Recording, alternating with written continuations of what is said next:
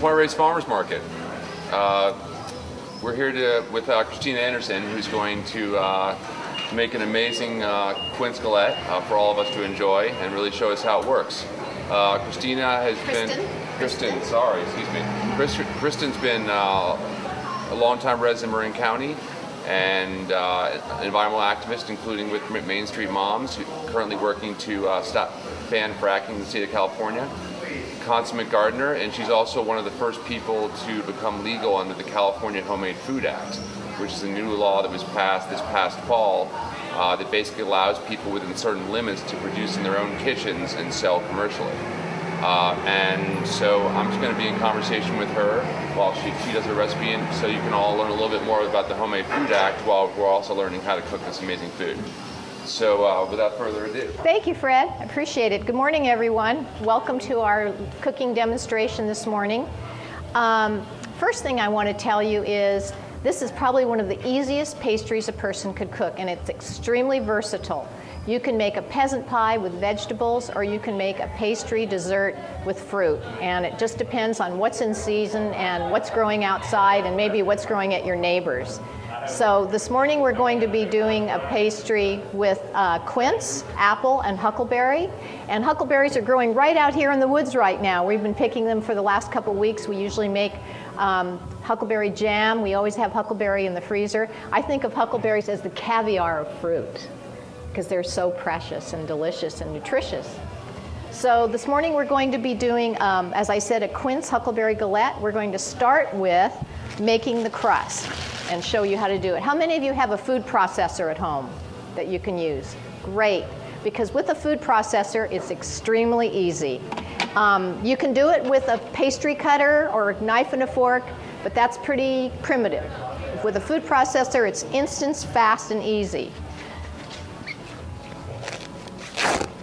So I do have recipes that I'll be giving you at the end of class, but I'd rather you just watch what we're doing this morning. We're going to start out by putting the flour in the food processor, and I like to use half unbleached white flour, I use organic, and half pastry flour, whole wheat pastry flour. So you put those into your food processor. You put in just a dash of salt, and I do about a tablespoon of sugar for a pastry crust. If you're doing a savory galette with vegetables, then you would just put salt, maybe some fresh herbs. But I'm just putting a little sugar in there. Okay, and then I'm going to spin this thing and just to kind of mix it up for a minute. Okay, so once that's done, you want to add a cube of butter. And the galette we're making this morning serves 6 to 8.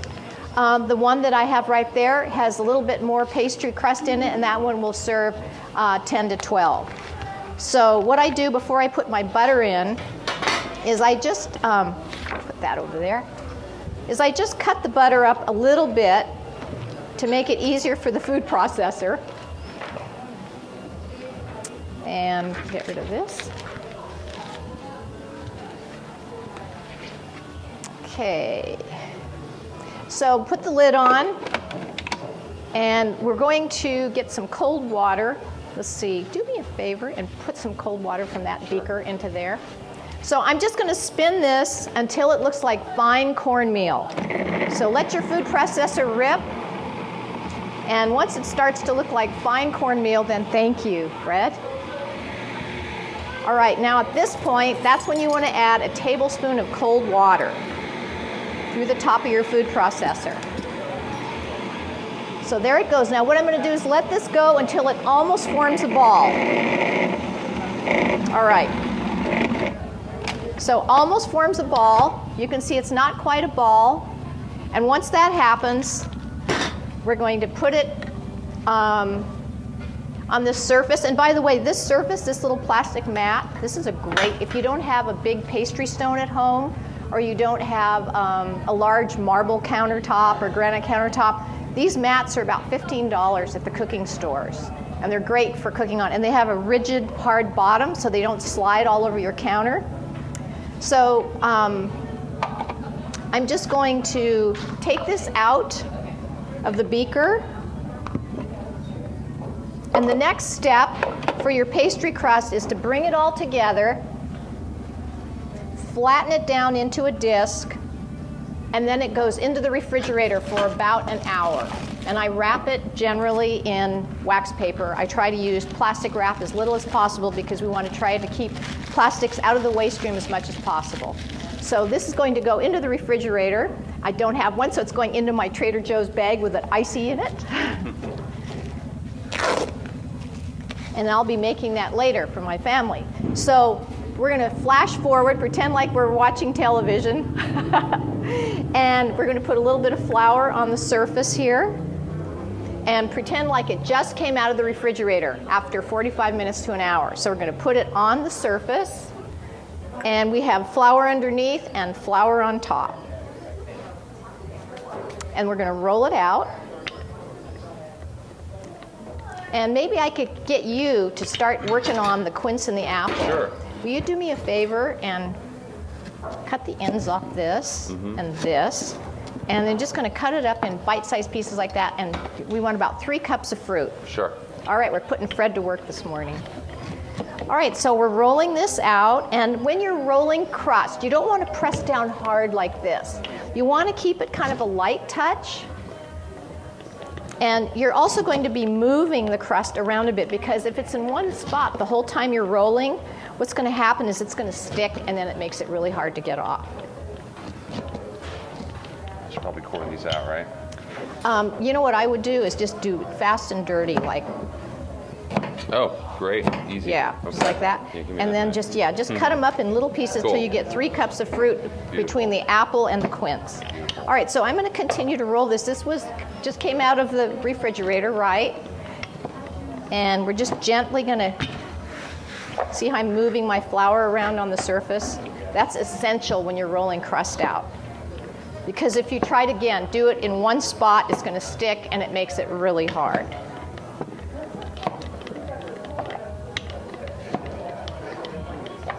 How many people in the audience have ever made a galette? Great, we've got a couple people. Great, great. Why don't you guys grab a chair and come a little closer? Maybe you can give us some suggestions here on how you do it.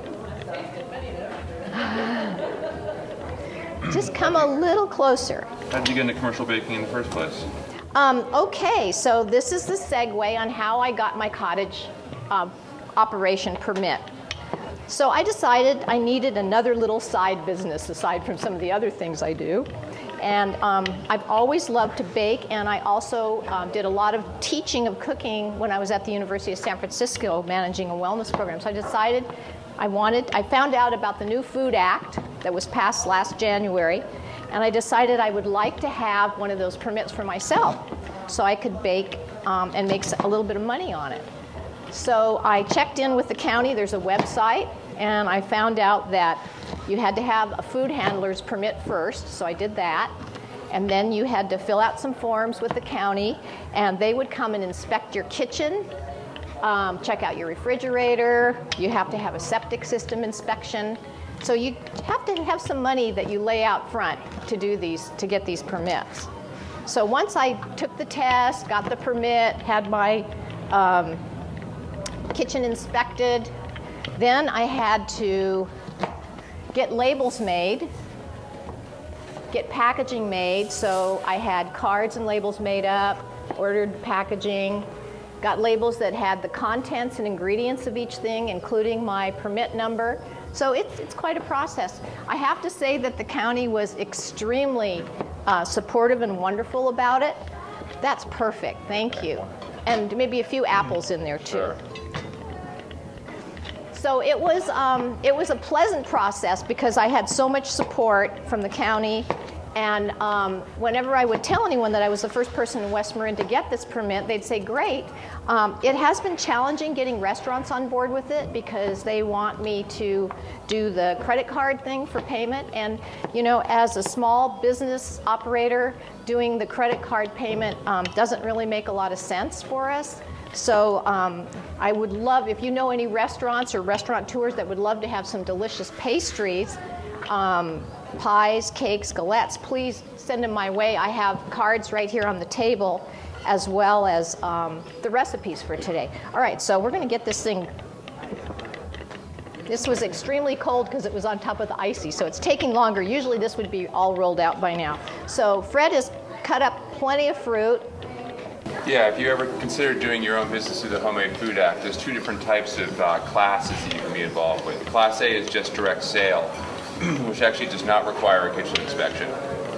That's mainly if you're actually just planning on selling through farmers markets or other types of direct venues yourself. And the permit costs are a little bit lower, and overall the red tape is a little bit easier. If you're planning on doing wholesale, though, then you start to get into a process whereby which you have to go through kitchen inspections and some other things like that. Overall, I think it's a really amazing way for anyone to be able to create a supplementary income in their home, or to be able to actually start and figure out their business. There's a couple limitations built into the law, for example, gross revenue limits, and a couple other things like that. But at the very least, it would really allow you to start a business in your home. And yeah, there's a little bit of financial outlay early on, a couple $100 here and there. More like about $700. It all depends on the county you're in. And I got the B permit. Right, so. and the B permit's a little more expensive. Yeah. So can you really explain the real difference between A and B? Yeah, sure. I'm not quite clear. So it's all based on how you plan to sell it. So if you're planning on doing all your own sales, so you're going to do orders from home, and you're going to deliver direct. You're going to sell to farmers market, any other type of approved venue that you're directly selling and handing it to the customer. That's Class A. Class B is if you want to do that, but you also want to wholesale. So going through third-party folks, whether it be supermarkets or restaurants or that type of thing. One of the other major issues actually with the law as it stands right now is what they call the approved food list. In order to get it through the the California Department of Public Health, they really wanted to focus on low hazardous foods. And so that low hazard foods. Less foodborne pathogens. Essentially, they're worried about foodborne pathogens. And so from their perspective, if it's totally shelf stable in their mind, then it's okay. But if you imagine you left something out sitting all day on a hot day in your kitchen, and you come home, do you still feel comfortable eating it? That's the perspective they're looking at it from. Right. Okay, so now we're going to get the fruit ready to go into the galette. Before we put the galette onto a parchment paper covered sheet, we're going to put the fruit in a bowl. This is a nice basin. We're going to add about a 1/4 cup of flour, because that's going to help kind of thicken it. So about a 1/4 cup of flour to the mix, and then we're going to add a 1/2 cup of sugar. And it's nice because the traditional American pie requires about a cup of sugar, so there's less sugar in this. So a 1/2 cup. And then I'm going to be adding huckleberries. Now, those of you that live in the area are very familiar with huckleberries. They're just coming in right now. They're lovely to pick. And as I mentioned, they are the caviar fruit. So we're going to be putting the huckleberries in after we add the other fruit, rather than mixing it all up, because when you put berries in this mix, it causes the fruit to turn purple, and you don't see the lovely color of the quince and the apple. All right, so I've mixed flour, sugar, and the fruit, and now I'm going to tear off parchment paper. This is such an invaluable thing for cooking. Parchment paper is great. You can cook a chicken in it. You can do anything, and things don't stick. So we're going to put the parchment on the cooking sheet. And then this is the tricky part, is moving the crust. So I usually just fold it and slip it over and patch it up after I get it here. So you can see that patching it up is pretty easy. And then I'm going to dump this into the middle of the crust. And these are pretty big pieces, Fred, so maybe a little bit smaller next time. Yeah, I was just doing what you said. That's okay. Okay.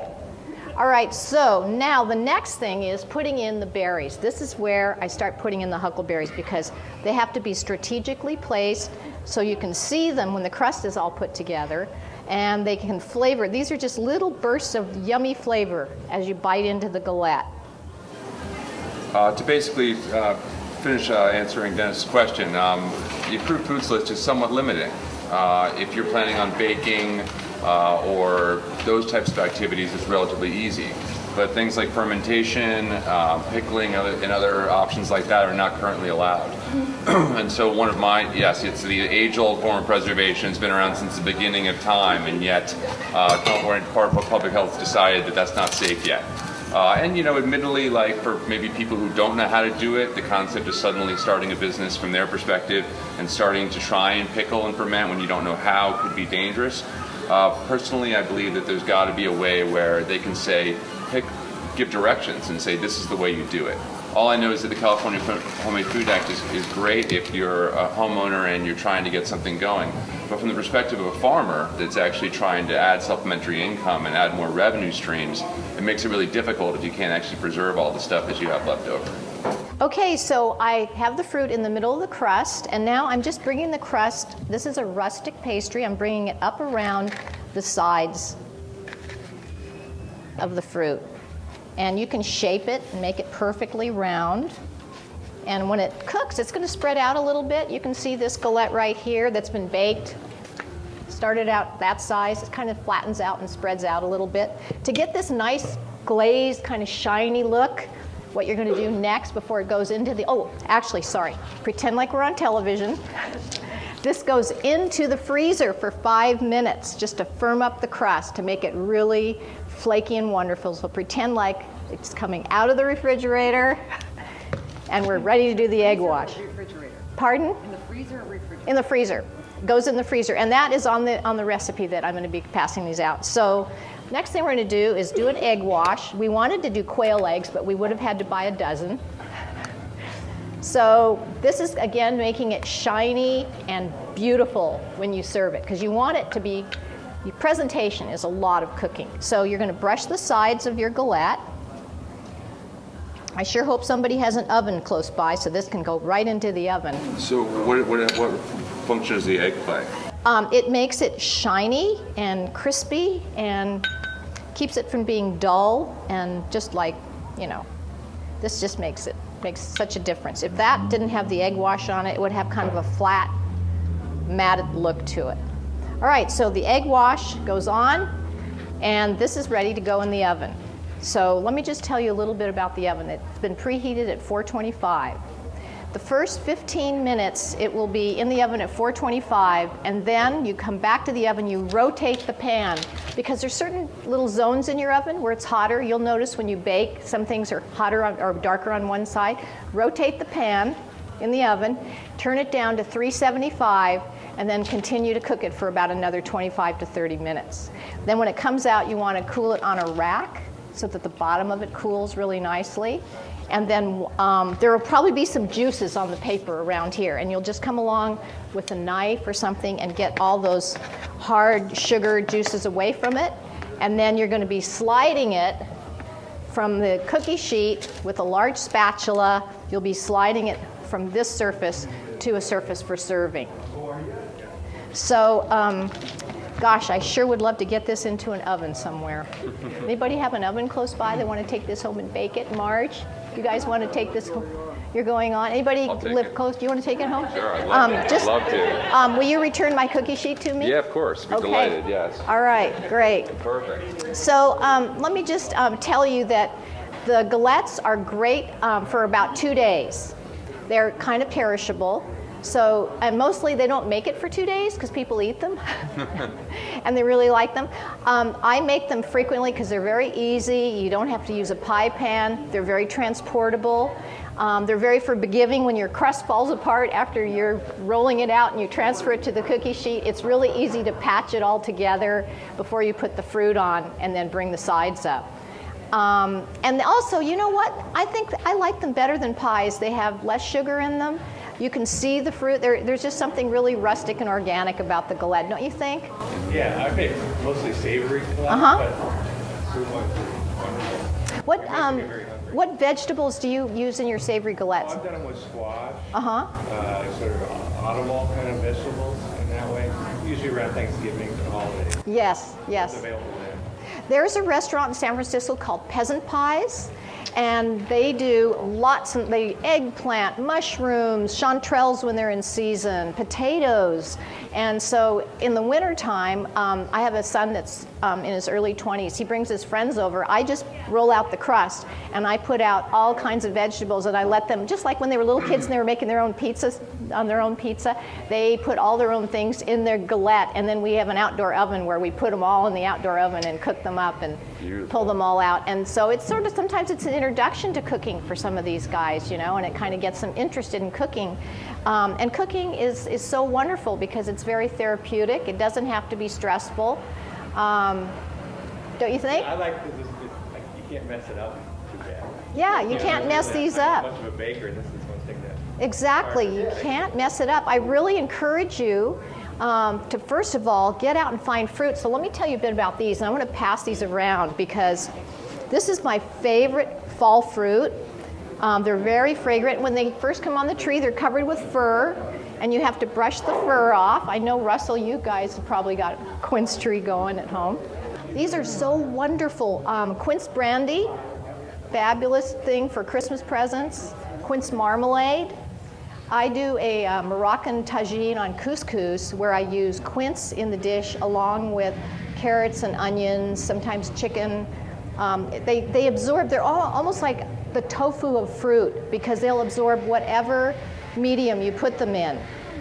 They're really very versatile. They're ancient fruit. They were brought from Turkey during the exploratory period. The English brought them to England, and they became popular during the Victorian times in England.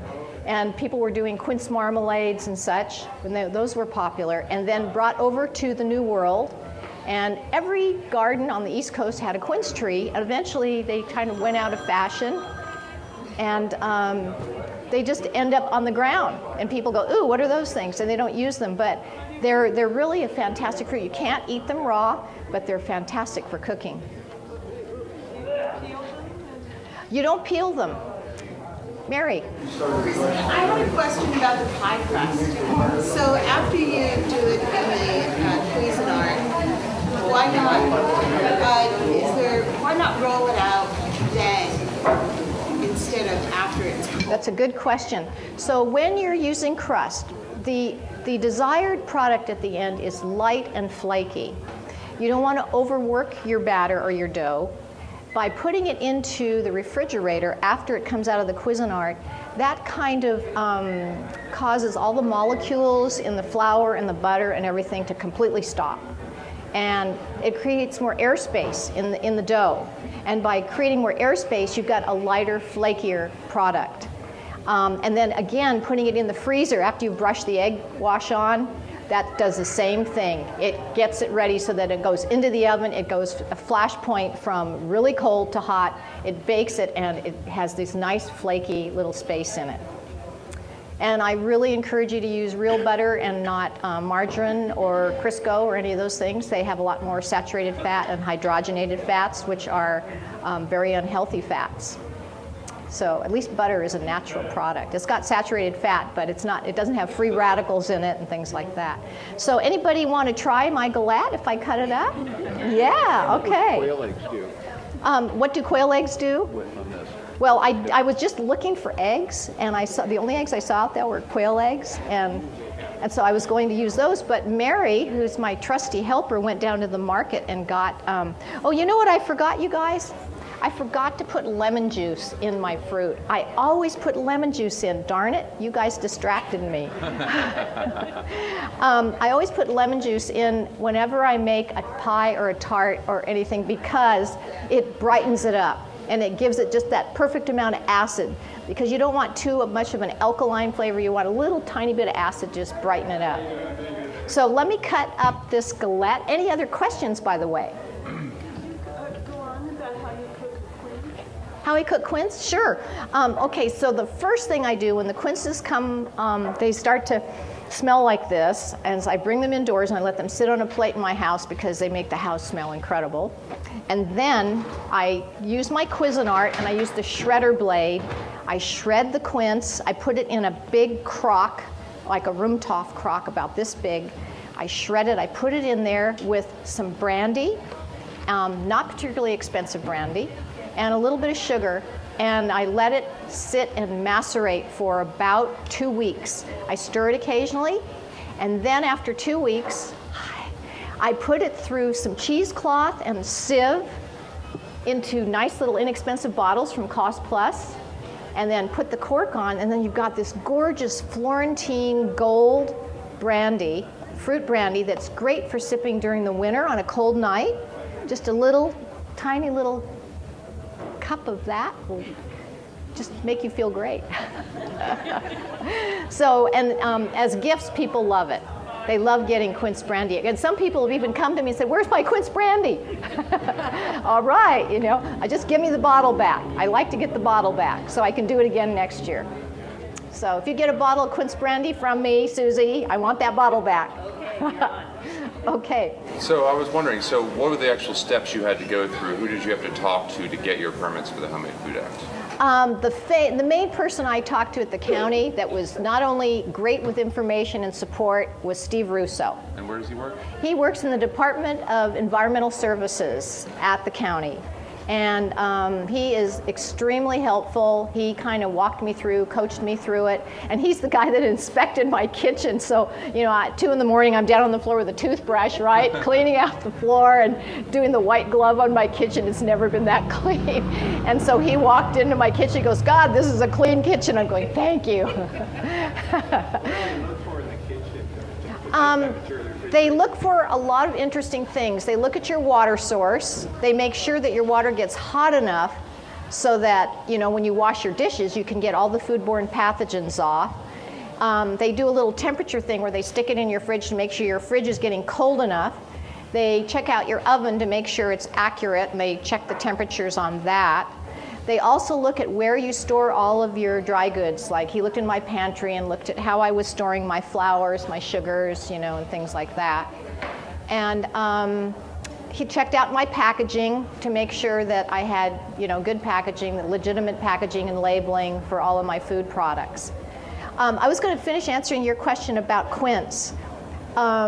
Besides pastries, it's really great in any kind of Moroccan dishes.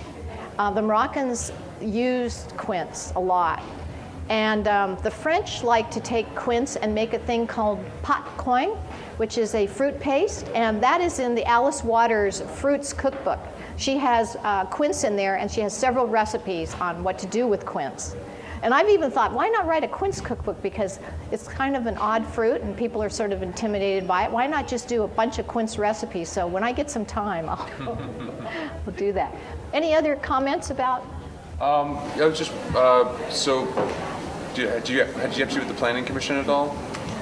I brought my, yes, I did. Okay, so I brought my forms over to the Planning Commission. They looked at everything, looked at the layout. I had to do a schematic of my kitchen, and they looked at the schematic and signed me off. And what else does it ask you in the application?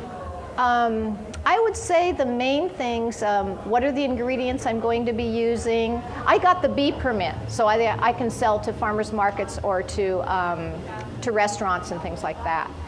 To be honest with you, I'm having more fun just selling to individuals who have birthday parties or weddings or special events coming up. I get to really meet the people. I get to hear feedback. They'll email me and say, "Hey, that galette was great. I loved it. You know, can you do a flourless mocha chocolate cake for me on this date?" You know, so I've been doing out here in Point Reyes. I've been getting a lot of orders from people who have like B&Bs or retreats and that kind of thing. By the way, speaking of ingredients, basically you're limited as to how you can get your ingredients. Currently, you have to get it from an approved source, and basically what that means is someone with a business license. So if you're getting it from a farmer direct, if you're getting ingredients from a farmer, from a grocery store, from some other official establishment. Currently, there's no law in place in Marin County to allow you to take your own backyard vegetables and fruits and actually use them in your products. Now that's from the time old thing from years ago where they're like, this is where the residential people go and this is where the commercial people go, and those lines are starting to be blurred finally again. And I'm really glad about that. So there is actually a process that's working through the state right now to actually create an official backyard certification for your product, so you can actually grow your own ingredients. And also, much like they did in San Francisco recently, where people can grow stuff in their backyard and actually sell the produce directly commercially to consumers. So between those two ideas, I think there'll be a lot more opportunity for people to be able to keep the cost down as far as the ingredient side. You know, I'm admitting I'm using my apples and my quince from my backyard, but everything grown in my yard is organic, and I clean everything. I learned a really interesting fact about foodborne pathogens when I did this organic or cottage food operation. Probably one of the worst foodborne pathogens come from melon. And you go, melon, why? It's encased in a skin, you know, the whole thing. Mainly because a lot of our melons don't come from our area. A lot of them come from south of the border. They're grown on the ground. They're not hanging on a plant. And so, you know, they probably use compost or manure or something like that. And they clean them off. They don't really wash them really good. So you get your melon at home. A lot of people don't wash their melon. Then you slice through it with a knife. As you slice through the melon, you're taking all of the foodborne pathogens from the field and the skin and the rind into the fruit, and then guess what? You lay it out on a platter. It sits there on a platter for a few hours, and then those wonderful little bacterial microbes and whatnot have a great time, and then people get sick and they think, gee, I got food poisoning and I wonder if it came from the chicken or from this or from that. And unfortunately, oftentimes it's from melon that's been sitting at room temperature for a long time. I was completely surprised about that one. I always thought, well, you're pretty safe if you've got a fruit that's got a hard skin on it. You're just eating it inside. So when you do get melon, I would just say when you bring it home, wash it really good before you store it. Wash it really well, maybe even clean it again, and don't leave it at room temp for a long time after you slice it. So that's one of the good things about doing this food operation is you do learn a lot of really interesting things. Well, it's the same with onions. Someone pointed it out to me. You take an onion and you put it on your cutting board without washing it because you're going to take the outside off. Yeah, same principle. Yeah, exactly. Mary? I was wondering what the county is looking for. The way the law is set up is they want to be able to make sure two things. One is, are you getting your water from a potable source? And two, how is your waste being disposed of? And you know, this was passed, initiated by someone in Los Angeles, this whole law, and so it has a kind of an urban feel to it that way. And so when it comes to dealing with unincorporated areas and rural areas, they're going to want to make sure that your septic has capacity to add that much extra water and other use. They don't want to have a septic system blowout. And so the basic rule of thumb in Marin County, at least, is if your septic system is from before 1987 and has not been inspected, it will actually require a flush test, which can cost upwards of $500 to do. If it has been inspected since 1987, then you should be fine. Other counties are trying other things like that, doing flush tests, just making sure the capacity is there, but that's the basics. And the other thing is with potable water. I mean, for example, the town of Tamales runs on wells, private wells. And so in that case, you would have to do a basic water quality test once a year, just to make sure you don't have some of the major concerns that they have there. I've heard that's about $50 a year. But basically, those are just, that way they can kind of keep tabs on that. Remember, the Environmental Health Department, their main concern is keeping everybody healthy and having people not get sick. So they just want to make sure that they know where all of your ingredients come from, and that includes your water, and also where your product is going as far as septic system. Fred, I'm going to give you an extra big piece because you've been my great sous chef. Thank you. You just gave me a whole cock. Whole galette, but yes. Yeah. And I'm going to make sure Ed, the cameraman, and Mary get a good-sized piece because they've been great help too. I'm used to the people that have been You sitting need out. a dishwasher or your kitchen closed off separate room. The dishwasher is not as much of an issue. No, because I don't even own a dishwasher, and that wasn't an issue. But I mean, they want to, when you're using your kitchen, they want you to treat it like it's a mini commercial kitchen. So you can't have kids running around. You can't have dogs hanging out in the kitchen. You can't have people doing other things in the kitchen while you're also preparing. they're not holding you as to high of a standard as an actual commercial kitchen, but they really want to make sure that the practices that you're putting in place actually sort of match what's needed. But it's been a pleasure doing this class with you. If you are interested in having your own personal cooking class, or you'd like to have a class at my house, I live over in the San Geronimo Valley in Woodacre, and I really enjoy connecting with other people that love to cook and that love to grow their own food. And you've been a great audience, so thank you. I'd also like to quickly say a thank you to our sponsors for making this whole event possible. The Palace Market, Point Reyes Books, the Coastal Health Alliance, and Malt for their support in making this whole thing happen, the whole farmers market in general. I do beautiful birthday cakes. I don't do printing on them, I just put lots of flowers and herbs on top, and they're gorgeous. Thank you. So yes, Thanks. Thank you.